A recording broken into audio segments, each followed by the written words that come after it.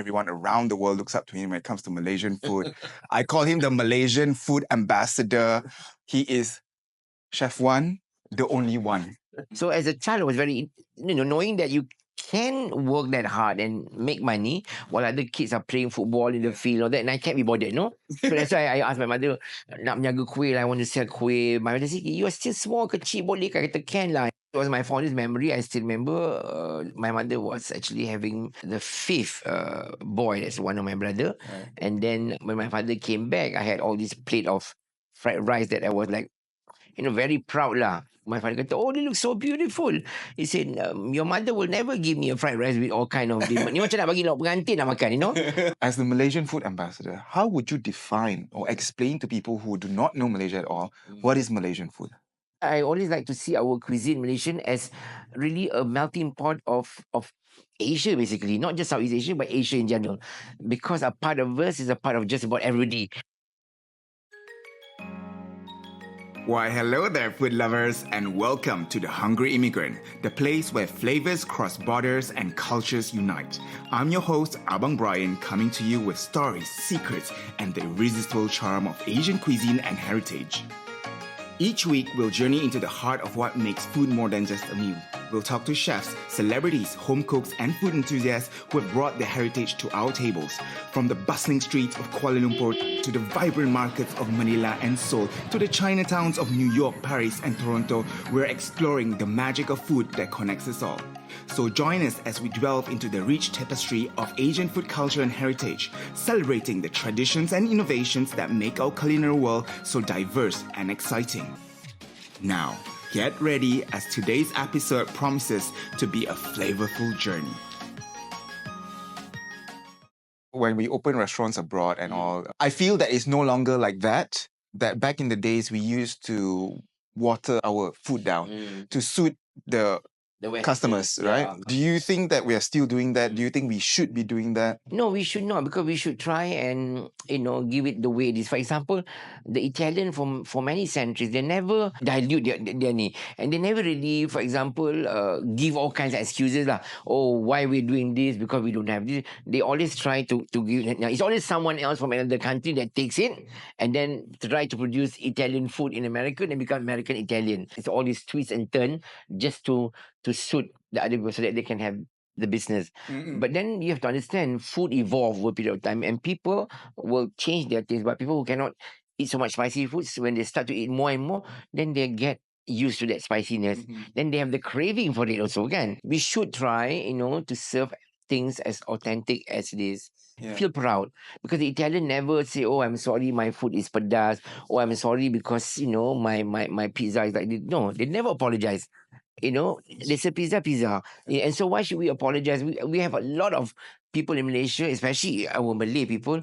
Oh, we don't want to serve this too hot. Or we don't want to put this too much belacan because it's smelly. And so I suggest this. So many times when we just serve at the table, a lot of all these diplomats that come in, they love it. Yeah. People from Norway, I was so surprised. They're from there. We love this. When I go to a lot of all those world food festivals, for many years I represent Malaysia at all these big food expo. We bring companies, so I cook and demonstrate and all that. And then I always get feedback from people who try all sorts of my dalcha lah, rendang lah, nasi minyak. They love everything. Oh my God, this family even making oyster pancake. They're like, oh, we never thought about, oyster coming up from the shell and you stir fry with tauge, put all that and put a lot of kuchai inside there. Yeah. This is beautiful. This memang I can eat 2 plates of this. So actually, a lot of people in the whole world food, there's a lot of similarity. Tinggal lagi we have this twist tu je. Sometimes, for example, you see in Philippines, they have the kinilaw, just like the ceviche. Then you go to Peru, ceviche. Mexico, they have ceviche. So all this, because the whole idea is just curing all this seafood. And then kita do umai in Sarawak. So then when I do that, then I try to, and they say, oh yes, you're right. Sometimes you just need to think on that so that people can relate that. So that's why in a lot of my show, when I do that, I make some, so then people begin to understand. Even simple, just make chokodok, fritters, prawn fritter, I can tell them, oh, in New Orleans you have the bianier. It's all that. So macam ni. Then people. So when I go on TV, I did the same thing. So people can understand. Oli bolen during the winter time, there is like a large ball we fry. You see them everywhere on the street in Netherlands. In Malaysia, we put banana, jadi macam cokodok pisang kan. But there, they put grated apple, all the raisins and nuts and everything, and then mix everything up. Then when you fry them and they float up, and then after that you put powdered sugar, and they taste so good, in the winter time. So then it reminds you of like chokodok, So when I saw on TV, and today we're making the Dutch balls, and they call the Dutch balls, and I took those two balls on television and said, don't you love them, And so people laugh and laugh and laugh. And I know I travel a lot, to the Netherlands and see this by myself and all that. And actually, when I go on television, you're so well traveled and you've seen that, and then you come back and you do something, and then people understand it more. First thing that I have to say to that is when you say that we should not water our dishes down, and We should be proud. I'm like, he's like slapping me in the face because sometimes I do it. I'm guilty of doing it. No, it's okay. It's just that if you're doing that, it's your own style. You're going to create your own. It's fine. No, but we're always so worried that but the food should stay, because I always say hilang makanan, hilang budaya, hilanglah culture kita.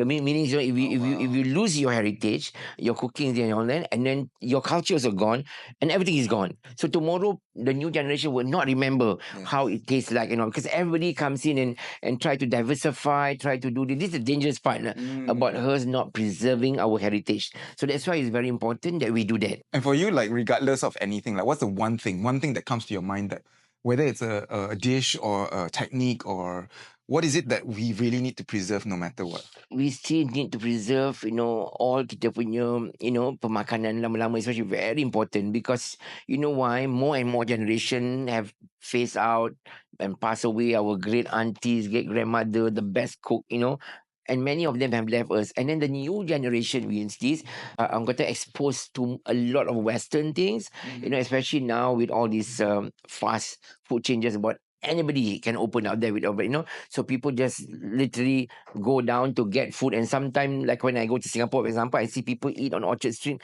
with their children on Sunday, family in what they call that, in this styrofoam box. And I said, don't these people have home? Like to eat proper. So if you teach your kids and just sit outside on the street to eat in styrofoam and then go shopping and that's it. It doesn't look good, isn't it? The kids don't communicate with their parents. They're out in the street watching people passing by. And it's not the cleanest place to eat as well. What kind of things that you're teaching your children in terms of manners? When we used to sit at the table, we used to set table. I remember when my father said, okay, we have to eat now. So all of us, no matter what we do, we have to clean the table, put tablecloth. Then after that, we finish, we have to clean up, wipe, store everything back. So my father made us responsible to even set the table and all that. So imagine people who don't do that and just literally eat in front of television or eat somewhere on the street. Because why? Because they simply don't care. So naturally, the children in the future also will follow the same thing. Then slowly, kita lose this wonderful spirit of eating properly, conversing while we're eating, sharing knowledge, talking, and then maybe enjoying the food, appreciating what our mother is cooking in front of us, our father, so that we have more love and respect for our parents, for our grandparents. Imagine how dangerous it is, when society don't care anymore of our heritage and all that. We don't appreciate makanan kita because we always appreciate something that's coming from a fast food restaurant because it's easy and all that. So you don't learn. So all that is within the table. There are many lessons, There is. That's why coming from me, because we come from the old generation and we are not like that, because my mother made us work. Before we have to bring food to the table, we have to work. From the garden, we pick all the vegetables, we have to wash. After that, we have to peel certain things to do and then get ready for my mother to stir fry, whatever, or sometimes I cook myself. After my mother did, okay, you do vegetable. I do this, okay, your father will do that. And then my sister sibling will set the table. Someone else will do the cleaning. So everybody works as a team. Living at home, it's not just us, kan? So then when you learn to work as a team, everything moves faster, tau. So we learn to be responsible as well to ourselves. That's why you see a lot of people, when they don't care all these family values, sitting together, mindful, 24 jam, tak talk to each other, even at dinner table, this, all that. They don't eat at a proper place at the table. They eat wherever they want. They don't even sit as family, once a week to eat together because you are busy and work. The daughter-in-law come back, they come to the room and they sit. Sometimes they eat in the room. They don't want to be with the grandparents or their parents or mother-in-law or whatever. They don't care about them. So when they don't care, then they don't know whether they are sick. Basically, what you're trying to say is like food is so much more than just food. Yeah, It means so much more to us. You'd be so surprised now. You see that people with that kind of upbringing those days, produce people like me. I'm sorry they produce me, okay? But then people who don't sit together there, and you see what kind of person they become. Let's try to be a little bit fairer, and I'm totally on your side on this. I'm a person of tradition as well. I grew up in a very, like, whatever you said, you're describing my family as well. And I think most traditional Malaysian families are like exactly what you just described. But let's just be fair to our audiences who may also come from the Gen Zs, the millennials, and whatever not. You have grandchildren, grandchildren of your own that spans different generations as well. There is this whole change in the environment that we live in, right? Do you also see that happening to your family? How do you combat it? For me as a grandparent also, I try to advise my daughter and my son as well. Get the children, to do more curriculum activities, focus on their hobby. Like for example, my granddaughter Ariana loves painting, loves artwork. So he goes to do all this, so he can develop his mind and things like that. And then for both my two grandson and granddaughter, Tristan and I see they love sports and all that. And the father encouraged them, to go into all this football, running. They represent the school. But I'm sure they're also very disciplined kids, because when time to sleep, they sleep. Because both the parents are very disciplined as well. Because if parents don't do that, sadly to say you notice a lot of all those people, even with money or no money pun, people sometimes just let loose let that happen. Because why? They just want their children to be happy. But that's not the right way of educating your kids, kan? Because you have to instill discipline. I love this because you are really putting the importance of sitting down together, eating as a family, as the family unit, as a nucleus. Describe to me what is a meal with all your children and your grandchildren. How often do you guys get together? How is it like? Okay, to be honest, Because your son is also a chef, right? Yeah, correct. But to be honest with you, because I am a very busy person for the longest time with so many things. And on top of that, I have also my own friends. Then it's called my own lifestyle. And because also the nature that I'm divorced and my children also have been divorced. So everybody have their own family now after the second marriage. We always try to like get together maybe once a month. Yeah. Sometimes I bring my sibling to the restaurant. So I would kumpulkan everybody lah.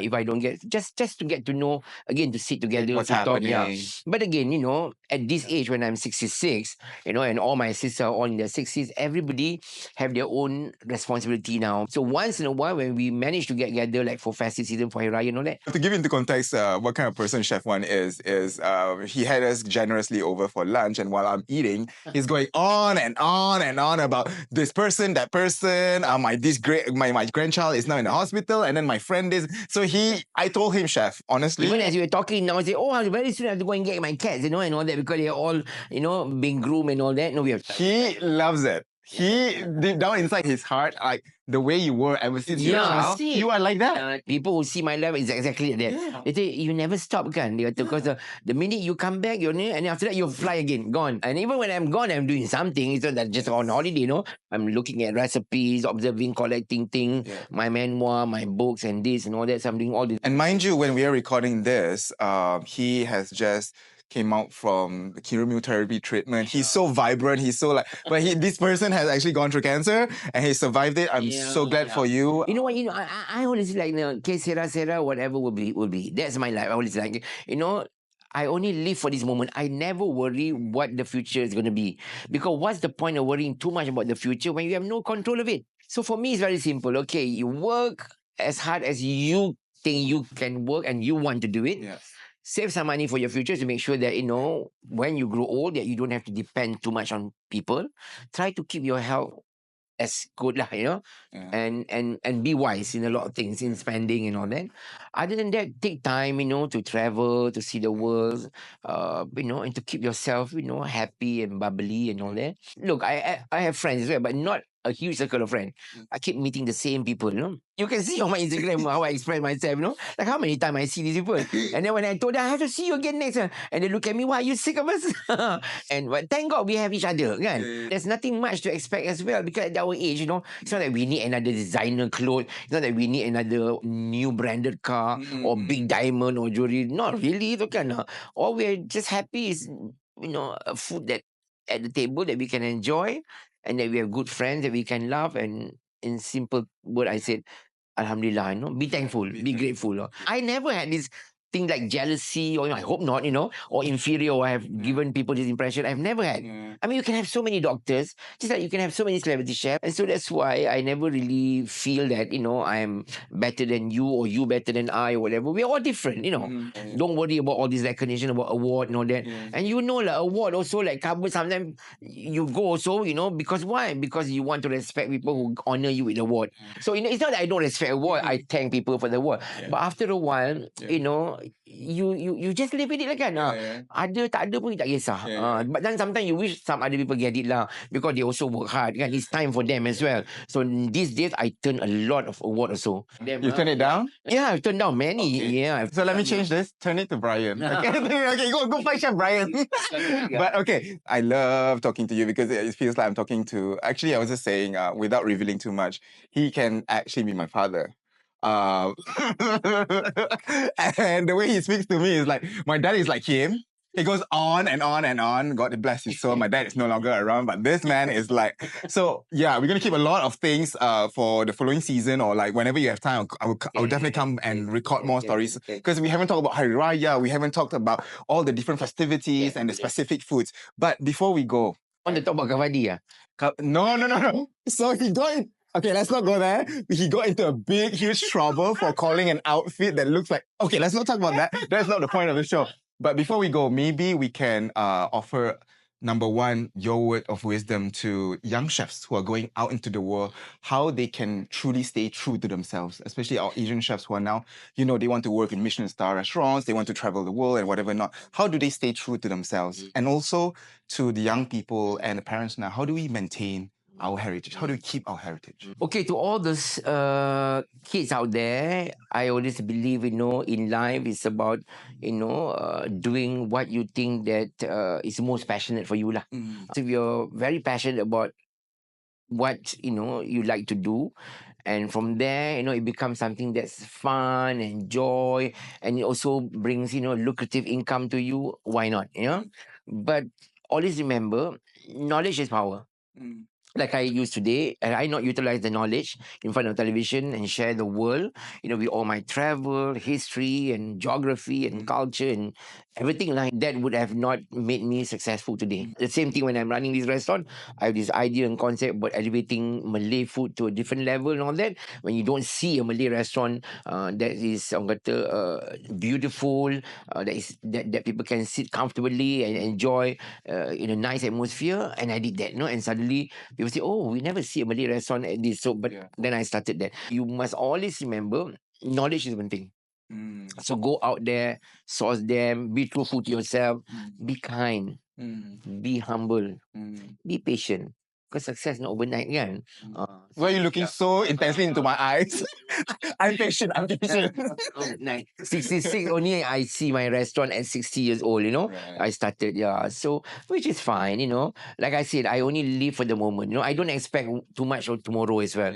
So tomorrow, how the restaurant will evolve, how big it will become, I have no idea. But I just continue to work daily at my own pace, because at this age, I need to be careful as well, after cancer and all that, to slow down all that. I realize as I'm now retired from television. So that's why for kids out there, keep that spirit, that wonderful moment you have knowledge.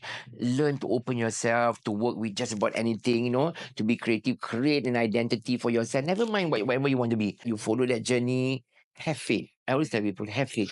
Because when you have faith and then you build, all this knowledge, and then don't forget to travel the world, work, and always respect people around you. Even within the culinary circle, respect one another. And then you realize you learn so much more.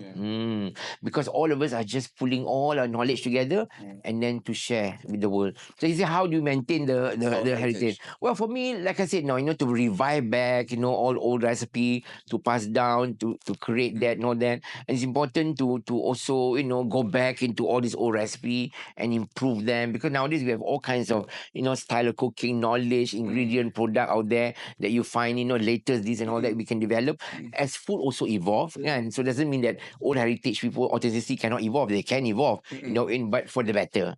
So that's why I always feel with this wonderful spirit and all that, it's possible to go out there. But we need to really keep, all this and then pass them down. Embrace innovation, remember your origins. Yeah, very important. Yeah. Macam kata dia lah, hilang makanan, hilang budaya, hilang bangsa. Hilang bangsa. So everything is gone, So if you lose your food, you lose your culture, you lose your race. All gone. So that's why it's important to keep it Okay. and respect that. And now, because I have always respected your opinion on a lot of things, we always end the show with a segment that I call the Sambal Survey, where you get to chase three different sambals. One is made by me.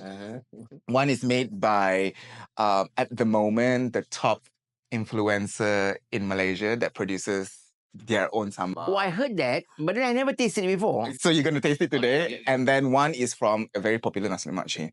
You just have to give your opinion on the different sambals and just pick your favorite. The result will only be revealed on our YouTube video. So if you want to know who's, and Chef Wan actually chose mine or somebody else's, then you've got to watch our YouTube, which is, the link is provided on the description. So let's go to the Sambal Survey.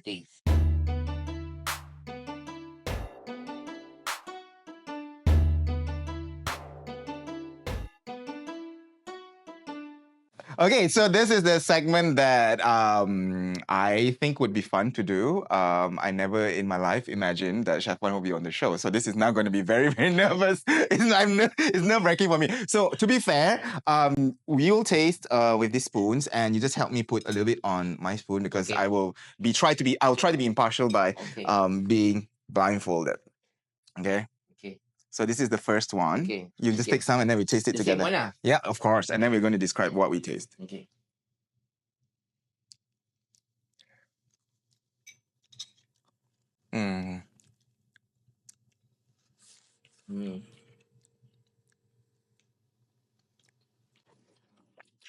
That's. This is spicy. This is spicy. It's for me, it's a bit too spicy for me. I think it's a bit too spicy. Masin sikit, yes. But overall, the flavor udang kering is there. I like that. I like the shrimpiness. Maybe as well.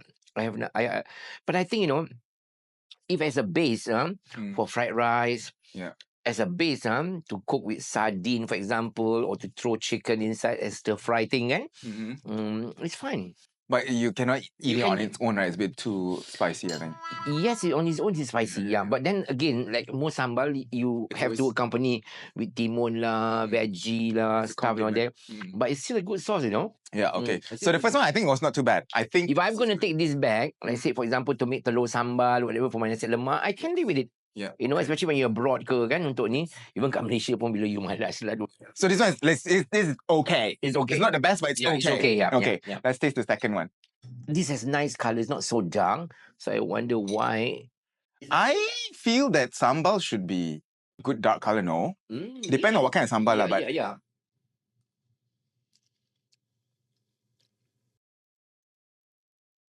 Oh, this one is a bit more. The colour is like macam kita we use the fresh chili. I was going to say rasa hijau dia. Freshness, also delicious. But you ask me I tak suka yang ni. If you ask the first and second one, again this one like typical a bit of Indonesian punya ni. Again for stir fry and all that pun boleh juga. But again compared to the first one, for me, again I feel still on the first one lah. Actually, because for multi-purpose, because this one doesn't have a lot of that nice umami kind of. Yes, correct. That's the flavour yang tak ada, which you need some time for frying and all that, Okay, the last one. Okay, try that.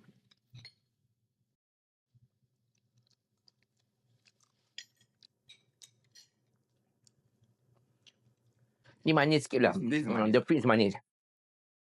Nothing wrong.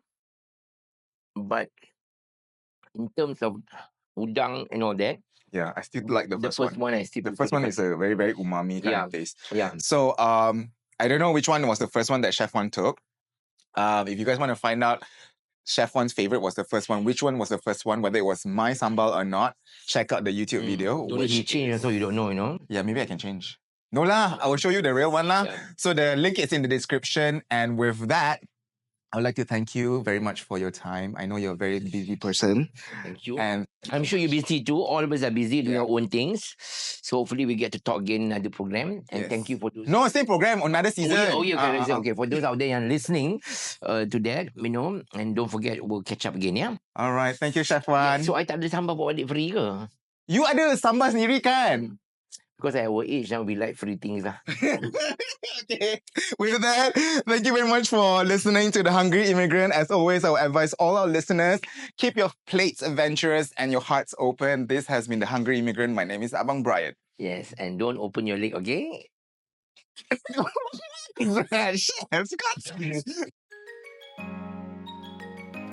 Terima kasih and thank you for joining us on yet another episode of The Hungry Immigrant. It's been a delightful feast of stories and flavors that remind us just how much food brings us together. Now don't forget to subscribe to our podcast on your favorite platform so you'll never miss an episode. And if you loved today's culinary journey, leave us a review and share the episode with your friends and family. Your support helps keep our traditions alive and our tables more diverse. Do follow us on Instagram at Hungry Immigrant and my personal account Abang Brian for behind-the-scenes looks and extra tidbits from each episode. We love to see how food inspires you, so do tag us in your next food adventure. I'm Abang Brian, reminding you to savor every bite and cherish every moment at the table. Until next time, keep your plates adventurous and your hearts open.